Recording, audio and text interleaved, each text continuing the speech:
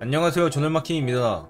이번주 챔피언스 리그에서 가장 빅매치라고 할 수 있는 파리 생제르맹과 맨체스터 시티의 경기에서 파리가 메시의 데뷔골에 힘입어 승리를 따냈는데요. 지난 시즌 챔피언스 리그 준결승에서 맞붙었던 양팀인데 파리가 어떻게 복수에 성공했는지 전술을 분석해보도록 하겠습니다. 우선 파리는 베라티가 복귀하면서 중원에 큰 힘이 되었습니다.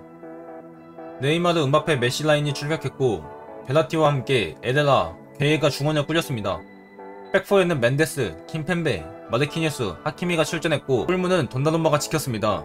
맨시티는 공격진에 약간의 변화를 주었는데요.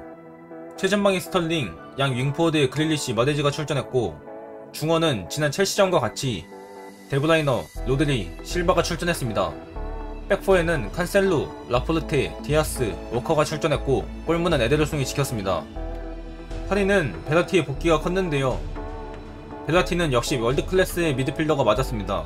파리는 그간 네이마르, 은바페, 메시 라인의 조합이 잘 맞지 않았고 베이날돔은 기대와는 달리 우려점만 남기고 있었는데 베라티의 복귀와 네은메 라인의 호흡이 점점 맞기 시작하면서 유력적인 모습을 보였습니다. 빌드업 시에 베라티가 센터백 사이로 들어오면서 라블 피아나 형태를 만들고 안정적인 빌드업을 추구했던 파리인데요. 맨시티의 압박이 거셌지만 파리는 웬만하면 롱볼보다 뒤에서 짧은 패스나 직접 드리블을 통해 탈압박을 하려 했는데 이게 가능했던 이유는 베라티의 존재와 메시, 네이마르의 빌드업 가담이었습니다. 파리의 센터백들의 발밑도 좋고 베라티가 낮은 위치에서부터 빌드업에 가담하면서 맨시티의 압박을 잘 벗겨내는 모습을 보여줬고 줄 곳이 없을 때는 본인이 직접 드리블을 통해 맨시티의 압박을 벗겨냈는데요. 맨시티의 수적 우위를 통한 압박이 거세지면 메시와 네이마르가 타이밍 맞게 내려와서 볼을 받아주고 맨시티의 압박을 벗겨내는 데 힘을 더했습니다.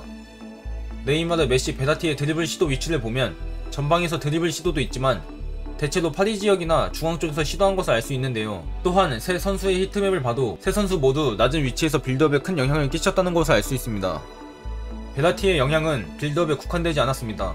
베라티는 수비에서도 큰 영향력을 행사했는데 중앙에서 에레라와 게이의 역할도 큰 기여를 했는데요. 파리는 대체로 네은메 라인은 전방에 머물고 4-3의 형태를 만들어 7명의 선수가 수비에 집중하는 모습을 보였는데 사실 맨시티를 수비하기에는 적은 숫자였습니다. 스털링의 골대를 맞고 나오는 장면이나 돈나룸마의 선방이 없었다면 경기의 향방이 달라졌을 수도 있었는데요.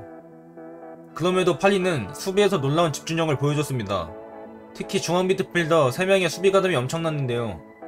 맨시티는 왼쪽 측면을 주 노트로 삼고 수적 우위를 만드는 전술을 사용했는데 이때 에레라와 베라티가 적극적으로 측면 수비에 가담해 맨시티가 측면에서 볼을 풀어나오기 어렵게 만들었습니다.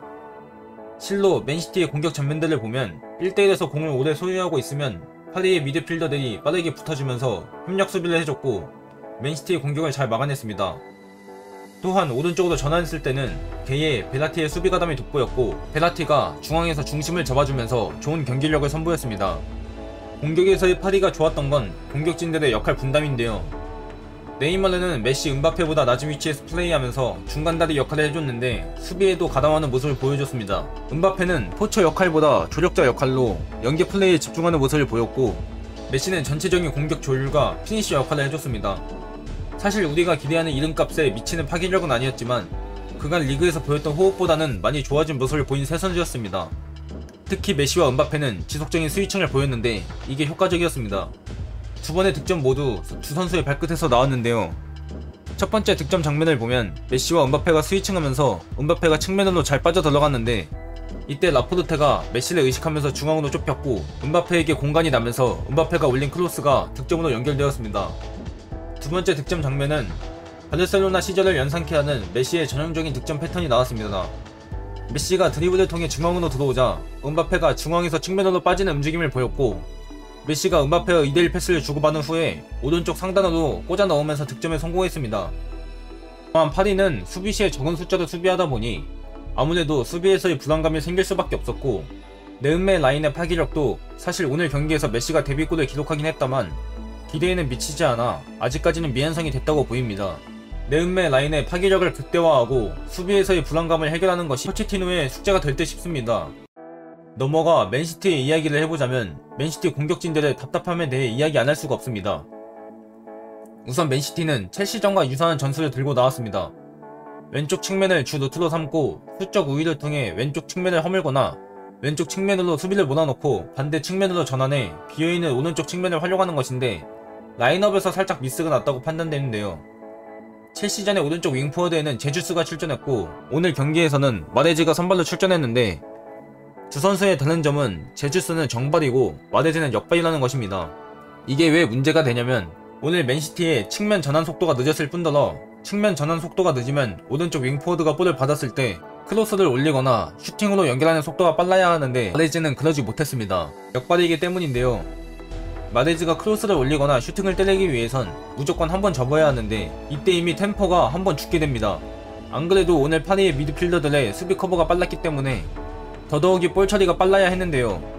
물론 마레즈의 개인 퍼포먼스는 그렇게 나쁘지 않았지만 펩의 큰 그림에는 적합했다고 보이지는 않습니다. 또한 데브라이너, 그릴리시의 영향력이 너무 미비했습니다. 우리가 알고 있던 덕배의 모습이 아니었고 덕배는 후반전 오른쪽으로 이동하고 나서야 조금 살아났지만 그마저도 아쉬움이 많았습니다. 그릴리시 역시 플레이 스타일 자체가 볼을 좀 끄는 스타일인데 파리 미드필더들의 협력 수비가 워낙 빠르다 보니 볼을 조금이라도 끌면 파리의 수비에 막히는 모습을 보였고 하키미를 상대로 1대1 역시 뚫어내는데 어려워하는 모습을 보였습니다. 맨시티는 측면 전환 속도도 늘렸는데요. 측면으로 전환하는 속도가 더디니까 파리의 미드필더들이 수비 커버를 가는데 쉬웠고 빠른 전환을 했을 때는 마레즈가 템포를 죽이다 보니 공격에서의 답답함이 이어질 수밖에 없었습니다. 그렇다고 해서 맨시티가 경기를 그렇게 못한 것도 아닌데요. 그냥 골을 못 넣었습니다. 사실 실바가 전반전 스털링의 골대를 맞고 나온 볼을 넣어주기만 했어도 이 정도로 공격이 답답하진 않았을 거라는 생각이 드는데요. 공격진들의 마무리가 안되고 역습 한방에 무너지고 본인들의 플레이만 급급해지는 전형적인 맨시티의 패배 패턴이 아니었나 싶습니다. 파리의 이야기로 다시 돌아가서 개인적으로 오늘 경기에서 MOM을 뽑는다면 베라티와 돈나룸마를 뽑고 싶습니다. 베라티는 왜 부상만 아니면 각 주전인지 경기를 본 사람들은 알 수 있을 거라는 생각이 들었습니다. 빌드업에서의 타락박, 공격 방향 설정, 측면 수비 커버 등 그냥 월드클래스 미드필더라는 생각이 들었는데요. 돈나룸마 역시 자신이 왜 유로 2020 MVP인지 다시 한번 인지시켜줬다는 생각이 들었습니다. 이날 파리의 XG 실점값은 1.92였고 돈나룸마는 3방 7개를 기록하며 맨시티의 모든 유효 슈팅을 막아냈습니다. 파리는 우려와는 달리 승리를 따내면서 분위기를 끌어올리는 데 성공했고 맨시티는 지옥의 3연속 원정 속 이제 리버풀을 남겨두고 있는데 주말에 있을 리버풀과의 경기에서는 펩이 어떤 준수를 들고 나와서 어떻게 경기를 풀어나갈지 기대하며 오늘 영상도 봐주셔서 감사합니다.